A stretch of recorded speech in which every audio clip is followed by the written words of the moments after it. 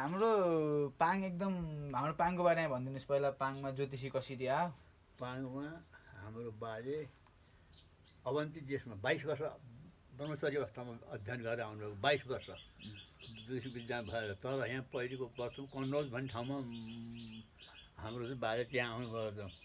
कन्नौजबाट पनि त्यहाँ अध्ययन गर्नुभयो त्यसपछि अनि हुम्ला चाहिँ जानुभयो हुम्लाबाट सर्दै सर्दै यतातिर चाहिँ यो कुन ठाउँमा त्यो त्यहाँ लेखेको छ क्या उमानन्द गएको छ त्यो पुस्तावली उमानन्द तेजनाथले यिनीहरूले लेखेका छन् त्यसमा त्यसरी आएका हुन् ज्योतिष खानदान भएको ज्योतिष भएको 1200 वर्ष भयो 1200 वर्ष पहिले लेखेको किताब छ त्यहाँ तर एउटा गल्ती के गरेछ भने गगनलाई दिएछ नि गगनले पढाउने विद्यार्थी लिएरै गएछ त्यो किताब यो लेखक बाजेले लेखेको हस्तलिखित किताब त्यस्ता कतिपय छन् कतिपय हस्तलिखित किताब हाम्रो चाहिँ यो गदाधरले चक्रपाणीले चिन्तामणि प्रकाण्ड विद्वान हुन् ज्योतिषीका विद्यार्थी पढाउने 300-400 जना विद्यार्थी हुन्छ घर कटेर नअटाएर गएर चुला लगाएर पकाएर खाने त्यस्तो गर्ने गरेका हुन् र अनि ती चाहिँ किताबहरू तलहरू हाम्रो चाहिँ रमाकान्त हुनुहुन्थ्यो रमाकान्तको अलिक बिमारी स्वास्थ्य अवस्था ठिक भएन र अनि हजरत कान्छाबाले लानुभयो सब किताब उपरतिर त्यहाँ जाने बस्दै आएर जाने बस्दै आएर फेरि उहाँले जम्मै लाएर लानुभयो उहाँबाट कति चाहिँ यो अहिले आइसकेन के अरे सुशीलो के अरे कान्छो कहाँ गर्नु कान्छो के अरे ऊ भन्छ नि यहाँ के अरे सुलभका बुवा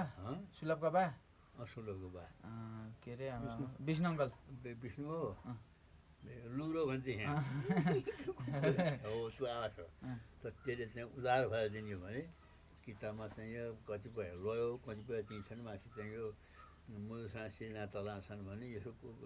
हिस्टोरी अलिकति थाहा तल तल थियो एउटा किताबमा आउनुभयो त उसले के अरे हाम्रो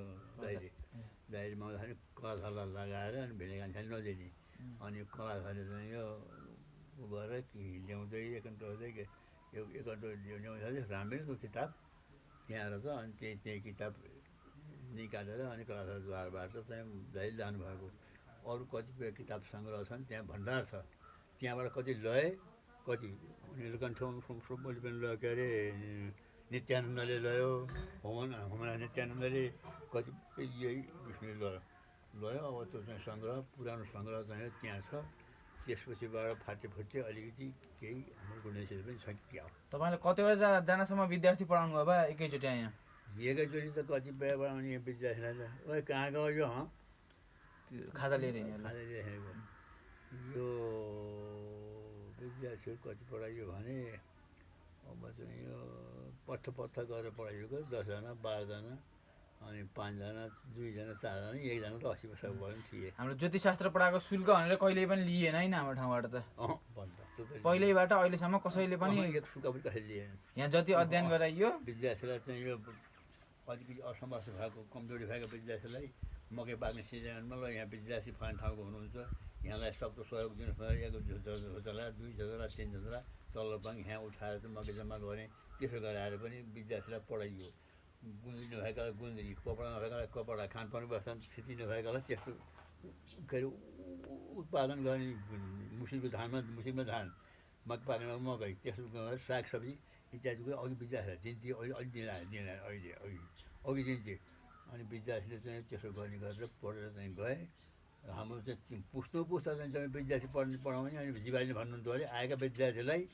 पुत्रवत गरेर पढाउनु अनि पञ्चाङ्ग आफै लेखेर हेर्नु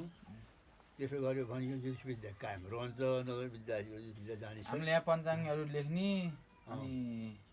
त्यो गर्नुभएको चाहिँ हाम्रो बाजेहरू सबै अनि त्यो कुरा चाहिँ गरेन भने म अब 2 घन्टामा नरहनु भने त्यसो भनेर अन्तिम अवस्थामा 68 साल मुसिरको पञ्चमी आदिन अब 2 घन्टा चाहिँ तुलसियामा ठाउँ लैजायो भनेर तुलसियामा ठाउँ लगाएर अनि पसिना आएछन् उहाँले भन्नुपर्ने कुरा कतिपय भन्नुभयो पसिना आएपछि उहाँको चाहिँ चक्कर आएपछि त्यहाँ मैले पाठ गर्ने किताब छ भने किताब माथि हात राख्नुभएको थियो त्यहाँ जयरामजी जानुभयो त्यस्तो अद्भुत प्रतिभा थियो उहाँले पढाउनु भएको खरियोट माइला पण्डित यो कुरा थाहा छ यी हरिकृष्णलाई यिनीहरूलाई पनि थाहा छ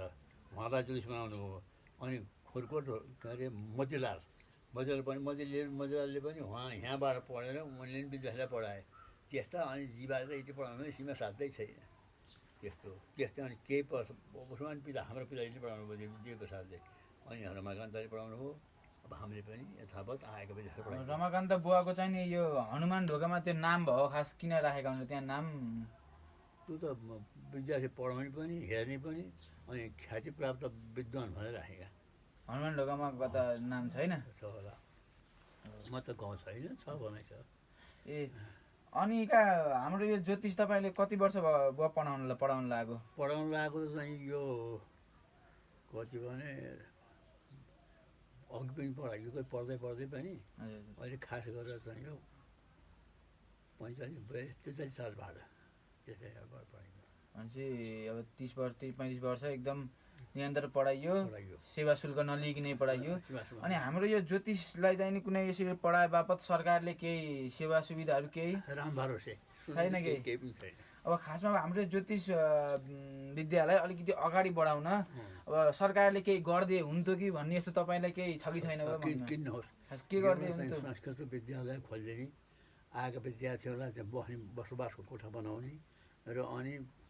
पढाउने चाहिँ पढ्ने विद्वानहरूलाई 2-3जना कति हुन्छ पढाउने शिक्षकहरू राख्छ नि र ज्योतिष पनि पढाउने कर्मकाण्ड पनि पढाउने व्याकरण पनि पढाउने तीन चिज पढाउने त्यस्तो विद्यालय भए कता खुसी हुन्थ्यो अहिले ज्योतिष विद्या हराउँदै गयो भने भाइ आस्ते विलिन हुँदै गयो यसलाई संरक्षण गर्नको लागि पहिलो चाहिँ नि के गर्न पर्ला अब यसलाई संरक्षण गर्नको लागि पढाउनु पर्छ पढाउने विद्यार्थी यो फेरि जाग्छ त्यस्तो हो नि अब यहाँ चाहिँ हो उसबाट विद्यार्थी पनि हुनु पऱ्यो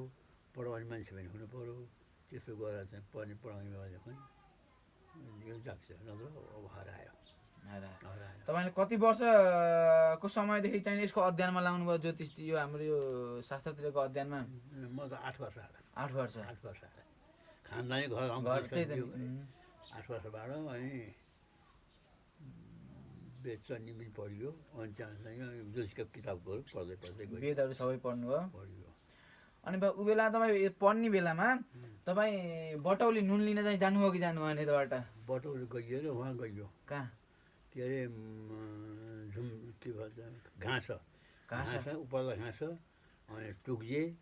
दुई पटक 3 पटक ल्याएँ मैले नुन घाँसबाट यहाँबाट घाँस जाने कुन बाटो हुँदै जानु तपाईँ कति बाटो के अरे आई मिन मतलब कि कुन ठाउँ हुँदै जानुभयो कति दिनका दिन पुगिन् त घाँस 3 दिन 4 दिन पनि लाग्छ 3 दिन त खसो खाए लाग्छ त्यहाँ लाउँदा यहाँबाट चाहिँ यो के अरे राखुबाट चाहिँ के अरे बेलेबाट चाहिँ टिप्ल्याङबाट घाँस त्यसै जाने हो बाटा बस्ने कहाँ बस्ने त रात काट्ने कुन ठाँटमा कोही चौतारा पनि बसियो के अरे के अरे राखुको पल्ला छेउमा चौतारा थियो मलाई चौतारा आएन भयो मैले अनि अरू उमाकान्त दाइ हामी सँगसँगै हो चन्द्रप्रसाद दाइ पनि हुन् हामीहरू सँगै भएको थियौँ चौतारा सोचेका थियौँ ढाकै भएर अनि त्यहाँ चाहिँ यो के भयो त्यसलाई चाहिँ चौतारा भैँस सोरेर त्यसमा चाहिँ लगाएको कामले ओछ्याएर त्यहीँ खाना खाएर त्यसै सुत्यो